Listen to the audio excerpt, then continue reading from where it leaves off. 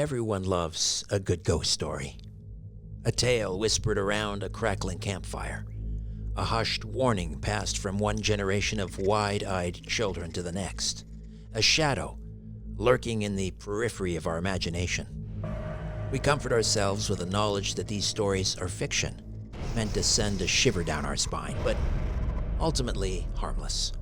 What happens when the monster in the woods isn't just a figment of an overactive imagination, but a flesh and blood predator hiding in the shadows, waiting for the right moment to strike? For decades, the children of Staten Island spoke in hushed tones of Cropsey. He was their boogeyman, the dark shape that slithered through the underbrush, the whisper carried on the wind when the sun went down. He had many faces.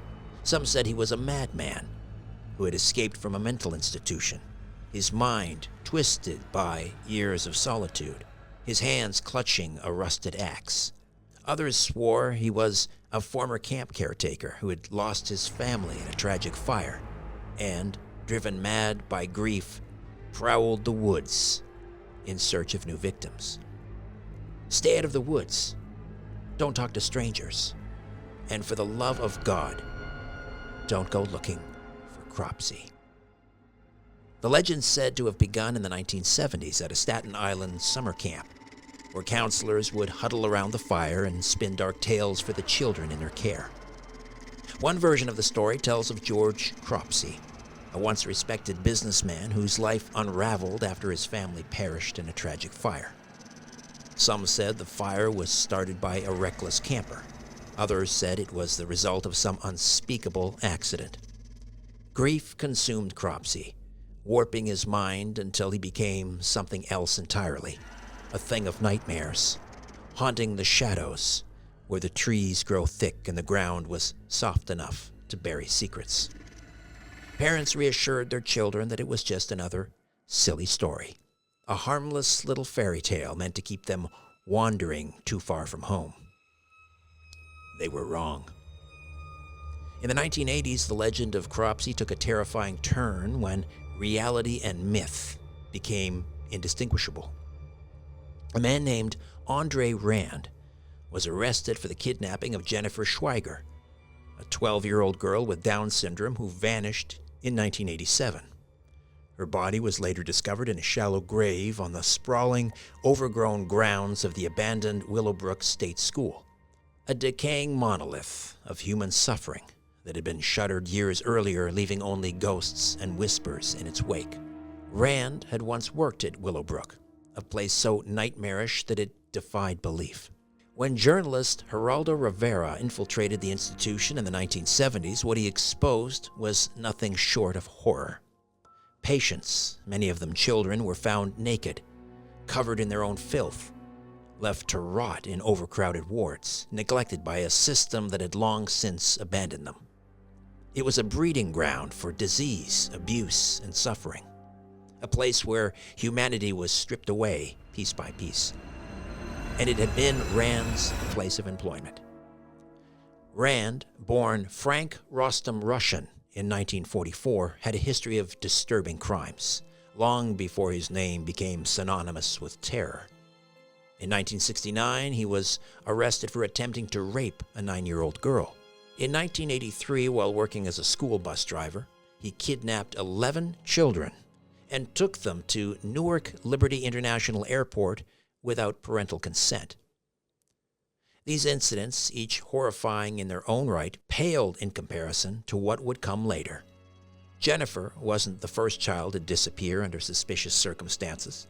As investigators dug deeper, they realized that the legend of Cropsey had a face they'd been ignoring for far too long.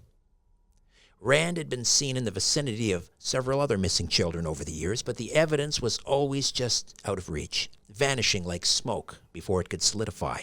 The disappearances painted a grim picture.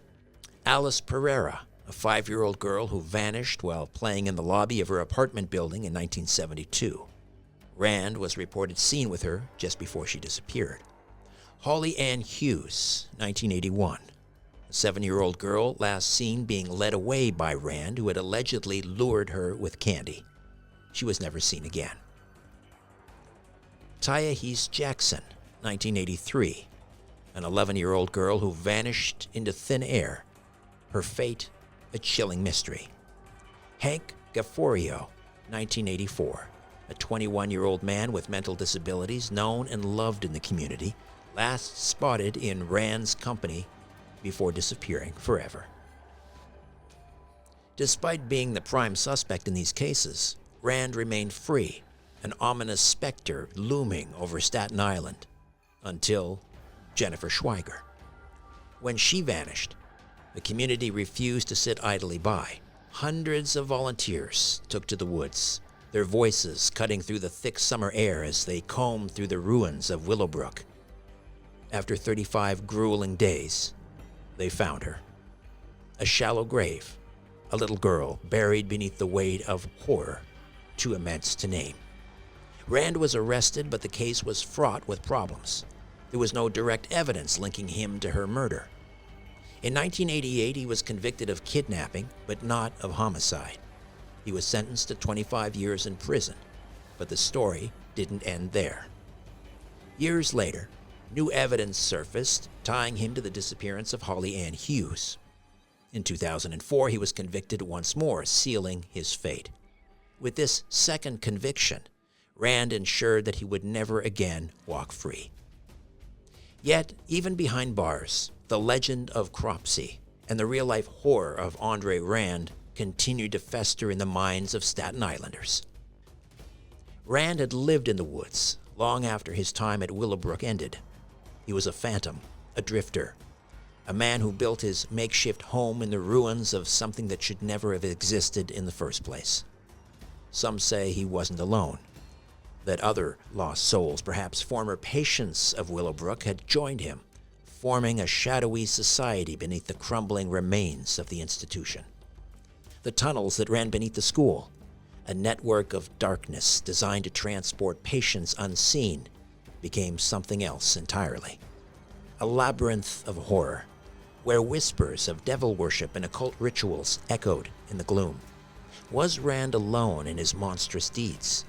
Or was there something even more sinister lurking in the woods? Even today, some believe that Rand wasn't the only one responsible for the disappearances.